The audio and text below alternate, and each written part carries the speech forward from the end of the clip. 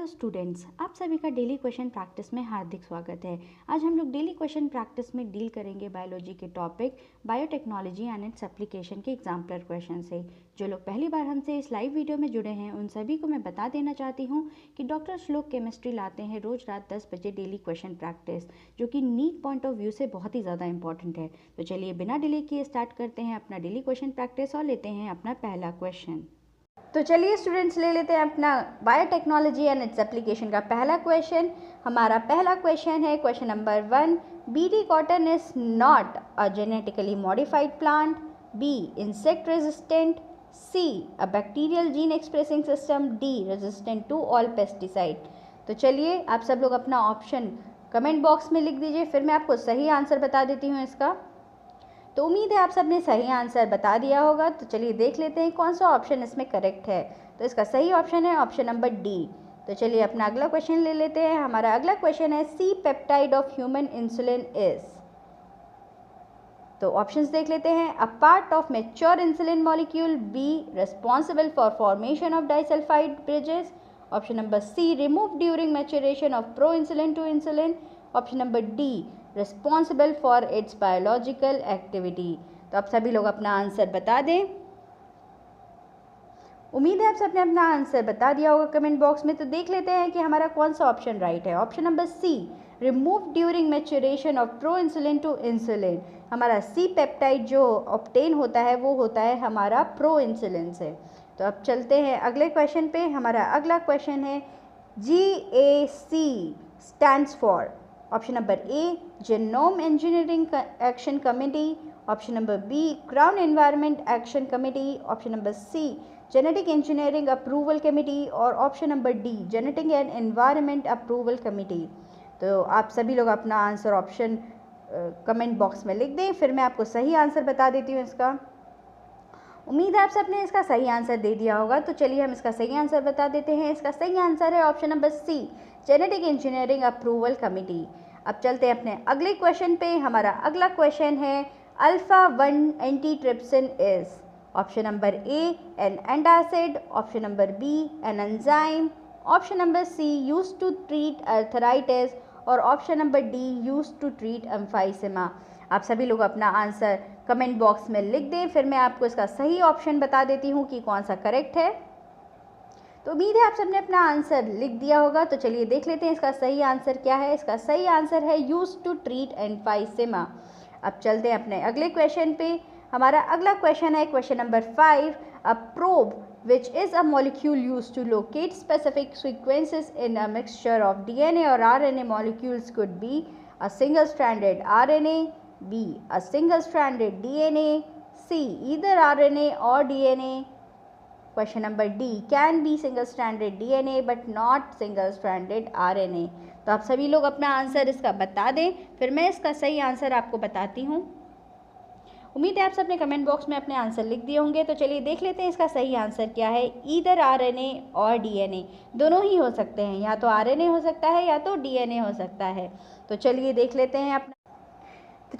हैं स्टूडेंट अपना question number 6। हमारा क्वेश्चन नंबर 6 है choose the correct option regarding retrovirus. Option number A है हमारा an RNA virus that can synthesise DNA during infection, option number B है DNA virus that can synthesise RNA during infection, option number C है single stranded DNA virus, और option number D है double stranded RNA virus. तो आप सभी लोग अपना answer दे दें, उसके बाद मैं आपको इसका सही आंसर बता देती हूँ। तो उम्मीद है आप सबने अपना आंसर कमेंट बॉक्स में लिख दिया होगा। तो चलिए इसका आपको मैं सही ऑप्शन बता देती हूँ। इसका सही ऑप्शन है an RNA virus that can synthesise DNA during infection. तो चलिए हम लोग अपने अगले क्वेश्चन पे चलते हैं। हमारा अगला क्वेश्चन है क्वेश्चन नंबर 7। तो चलिए देख लेते हैं इसके ऑप्शंस क्या क्या हैं और ये क्वेश्चन क्या है। The site of production of ADA in the body is. Option number A bone marrow, option number B lymphocytes, option number C blood plasma, और ऑप्शन नंबर डी मोनोसाइट्स। ये क्वेश्चन अच्छा है, इम्पॉर्टेंट है, तो इसका answer मुझे लगता है सभी लोग सही देंगे। तो देख लेते हैं कि इसका सही आंसर क्या है। इसका सही आंसर है option number A bone marrow. उम्मीद है आप सबने इसका आंसर सही दिया होगा। नहीं दिया है तो प्लीज़ इसको याद कर लीजिए, ये बहुत ही इंपॉर्टेंट क्वेश्चन है। चलिए देख लेते हैं हमारा अगला क्वेश्चन। हमारा अगला क्वेश्चन है प्रोटॉक्सिन इज। चलिए ऑप्शन देख लेते हैं। Option number A a primitive toxin, option number B a denature toxin, option number C toxin produced by protozoa और option number D inactive toxin. तो आप सभी लोग अपना आंसर कमेंट बॉक्स में लिख दें, फिर मैं आपको इसका सही आंसर बता देती हूँ।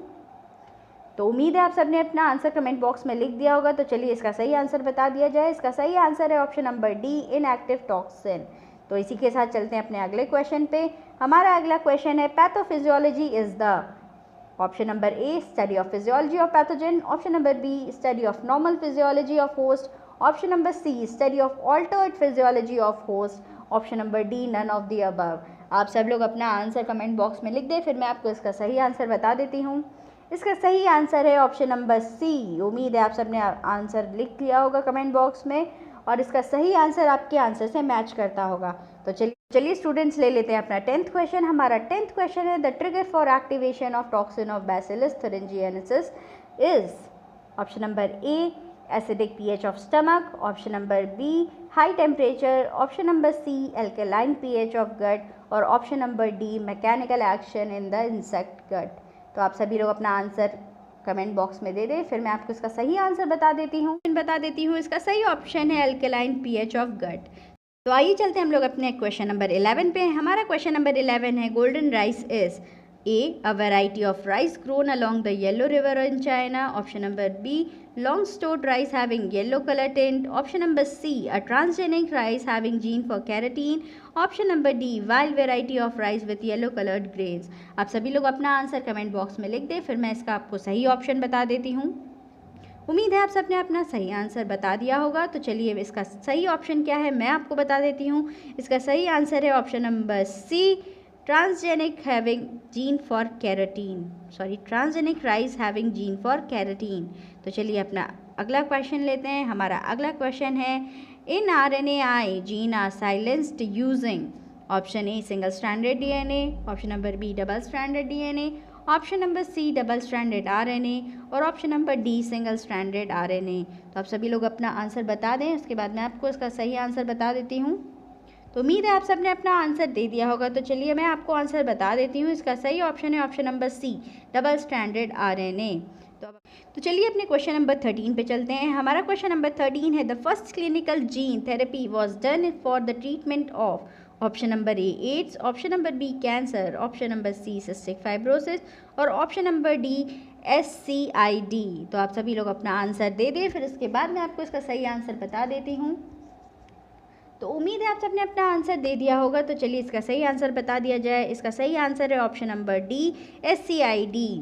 तो अब चलते हैं अपने अगले क्वेश्चन पे। हमारा अगला क्वेश्चन है ADA is an enzyme which is deficient in a genetic disorder SCID.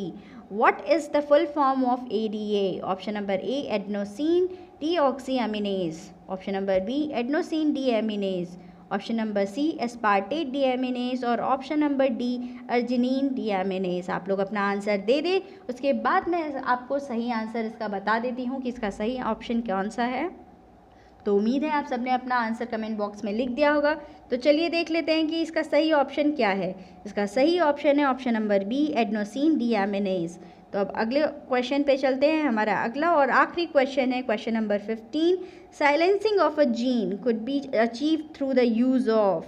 तो आप सब लोग क्वेश्चन पढ़ चुके होंगे, तो ऑप्शंस देख लेते हैं। Option number A short interfering RNAi, option number B antisense RNA, option number C by both और option number D none of the above. आप सब लोग अपना आंसर कमेंट बॉक्स में दे दें, उसके बाद मैं आपको इसका सही आंसर बता देती हूँ। तो उम्मीद है आप सबने अपना आंसर दे दिया होगा। तो चलिए इसका सही आंसर बता देते हैं। ऑप्शन नंबर सी इसका सही आंसर है। RNAi और एंटीसेंस RNA दोनों ही हमारी साइलेंसिंग ऑफ जीन में काम आते हैं।